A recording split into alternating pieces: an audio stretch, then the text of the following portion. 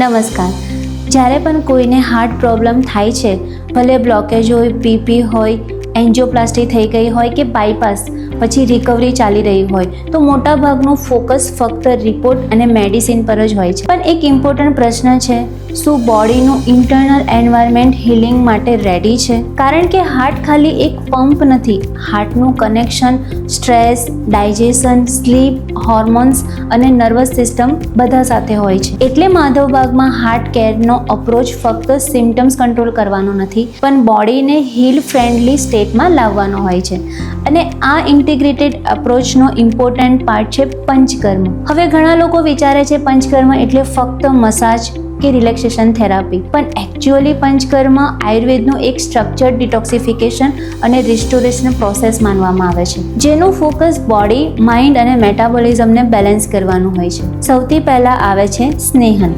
સ્નેહનનો મતલબ હોય છે મેડિકેટેડ ઓઇલ દ્વારા બોડીને પ્રિપેર કરવી. આજકાલ ક્રોનિક સ્ટ્રેસના લીધે બોડી કોન્સ્ટન્ટલી ફાઇટ ઓર ફ્લાઇટ મોડમાં જ રહેતું હોય છે. સ્ટ્રેસ હોર્મોન કન્ટિન્યુઅસલી હાઈ રહેતા હોય છે, જેથી બ્લડ વેસલ ટાઈટ થવા લાગે છે અને હાર્ટ પર એક્સ્ટ્રા પ્રેશર પડે છે. સ્નેહન બોડી અને નર્વસ સિસ્ટમને રિલેક્સેશન સિગ્નલ આપે છે, જેથી મસલ રિલેક્સ થવા લાગે છે, સર્ક્યુલેશન ઇમ્પ્રૂવ થાય છે અને બોડી ગ્રેજ્યુઅલી સ્ટ્રેસ મોડમાંથી બહાર આવવા લાગે છે. આ પછી આવે છે સ્વેદન.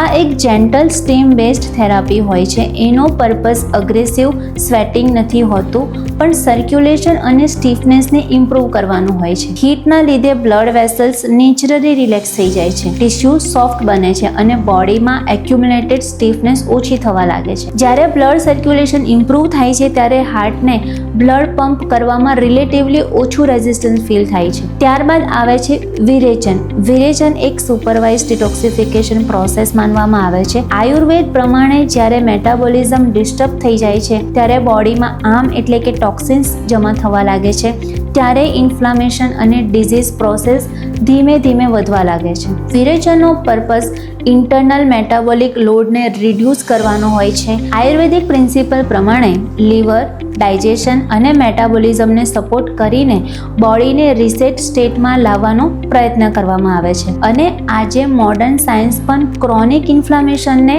હાર્ટ ડિઝીઝનો ઇમ્પોર્ટન્ટ ફેક્ટર માને છે. હવે આવીએ બસ્તી થેરાપી પર. આયુર્વેદ ગટ અને હાર્ટના કનેક્શનને બહુ ઇમ્પોર્ટન્સ આપે છે. આજે રિસર્ચ પણ ગટ હેલ્થ અને હાર્ટ હેલ્થ વચ્ચે સ્ટ્રોંગ કનેક્શનને સપોર્ટ કરી રહ્યું છે. બસ્તીને આયુર્વેદમાં ઇમ્પોર્ટન્ટ બેલેન્સિંગ થેરાપી માનવામાં આવી છે, સ્પેશિયલી નર્વસ સિસ્ટમ અને ગટ બેલેન્સ માટે. જ્યારે ડાયજેશન અને નર્વસ સિસ્ટમ બેટર બેલેન્સમાં આવે છે, ત્યારે સ્ટ્રેસ રિસ્પોન્સ અને સર્ક્યુલેશન પર પણ પોઝિટિવ ઇફેક્ટ પડી શકે છે.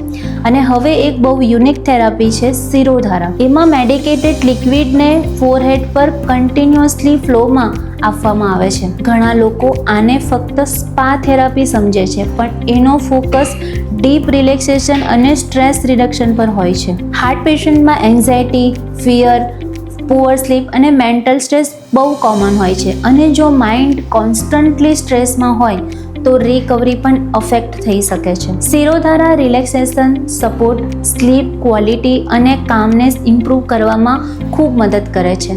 હવે ઇમ્પોર્ટન્ટ વાત સમજો, આ બધી થેરાપી અલગ અલગ કામ નથી કરતી. આ એક ઇન્ટિગ્રેટેડ પ્રોસેસ હોય છે. જેમ કે સ્નેહન બોડીને પ્રિપેર કરે છે, સ્વેદન સર્ક્યુલેશન સપોર્ટ કરે છે, વિરેચન મેટાબોલિઝમ અને ડિટોક્સિફિકેશન પ્રોસેસને સપોર્ટ કરે છે, જ્યારે બસ્તી ગટ અને નર્વસ સિસ્ટમ બેલેન્સ પર કામ કરે છે, અને શિરોધારા માઇન્ડને રિલેક્સ કરવામાં હેલ્પ કરે છે. માધવબાગનો અપ્રોચ આ જ માને છે કે જ્યાં સુધી બોડી, માઇન્ડ અને મેટાબોલિઝમ એક સાથે બેલેન્સમાં નથી આવતા, ત્યાં સુધી long term heart recovery incomplete રહી શકે છે. એટલે અહીંયા લાઇફસ્ટાઇલ મેનેજમેન્ટ, યોગા, આયુર્વેદિક થેરાપીસ, ડાયટ કરેક્શન અને સ્ટ્રેસ મેનેજમેન્ટને એક સાથે કમ્બાઈન કરવામાં આવે છે. હકીકતમાં રિકવરી ત્યારે જ થાય છે જ્યારે બોડી ઇન્ટરનલી હિલિંગ માટે હેલ્ધી એન્વાયરમેન્ટ ક્રિએટ કરે. જો તમને કે તમારા family member heart related issues સાથે સ્ટ્રગલ કરી રહ્યા હોય, તો ફક્ત સિમ્ટમ્સ નહીં, રૂટ કોઝ અને લાઇફસ્ટાઇલ કરેક્શન પર પણ ફોકસ કરવું બહુ ઇમ્પોર્ટન્ટ હોય છે. જો તમને પંચકર્મ કે હાર્ટ રિકવરી રિલેટેડ કોઈ પણ ડાઉટ હોય તો કમેન્ટ સેક્શનમાં જરૂર પૂછો. ધન્યવાદ.